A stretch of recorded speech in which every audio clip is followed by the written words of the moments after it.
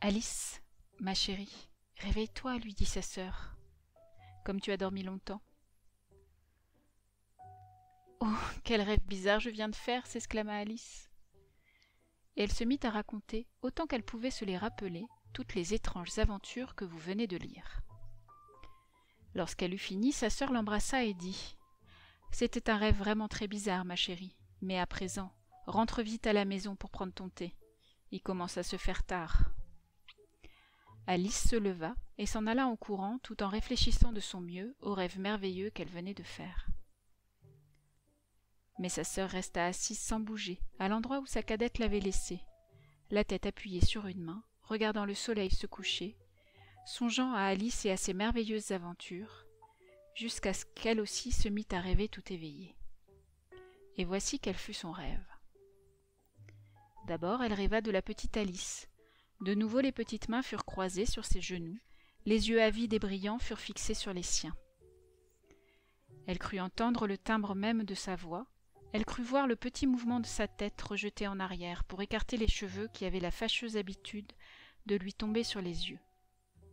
Et tandis qu'elle écoutait ou croyait écouter, il lui sembla voir s'agiter autour d'elle les créatures bizarres du rêve de sa petite sœur. Les longues herbes se mirent à bruire à ses pieds, tandis que le lapin blanc passait en hâte. La souris effrayée traversa la mare voisine avec un léger clapotis. Elle entendit le bruit des tassatés du lièvre de Mars et de ses amis, éternellement attablés devant leur éternel goûter, et la voix aiguë de la reine ordonnant l'exécution de ses malheureux invités. Une fois encore, le bébé cochon éternua sur les genoux de la duchesse, tandis que plats et assiettes s'écrasaient autour de lui. Une fois encore, le cri du griffon, le grincement du crayon sur la doigt du lézard, les faibles soupirs des cochons d'Inde étouffés, remplirent l'espace, mêlés aux sanglots lointains de l'infortunée simili-tortue. Elle resta ainsi les yeux fermés, croyant presque être au pays des merveilles, tout en sachant fort bien qu'il lui suffirait de les rouvrir pour retrouver la terne réalité. L'herbe ne bruirait plus qu'au souffle du vent, et seul le balancement des tiges des roseaux ferait naître des rides à la surface de la mare. Le tintement des tassatés deviendrait le tintement des clochettes des moutons. Les cris aigus de la reine ne seraient plus que la voix du petit berger.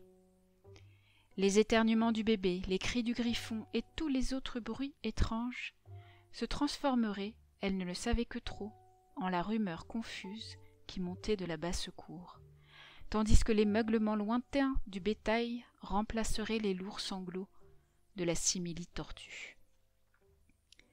Finalement, elle se représenta cette même petite sœur devenue femme. Elle était certaine que dans les années à venir, Alice garderait son cœur d'enfant, si aimant et si simple. Elle rassemblerait autour d'elle d'autres petits-enfants, ses enfants à elle, et ce seraient leurs yeux à eux qui deviendraient brillants et avides, en écoutant maintes histoires extraordinaires, peut-être même cet ancien rêve du pays des merveilles. Elle partagerait tout leur simple chagrin et prendrait plaisir à toute leur simple joie, en se rappelant sa propre enfance et les heureuses journées d'été.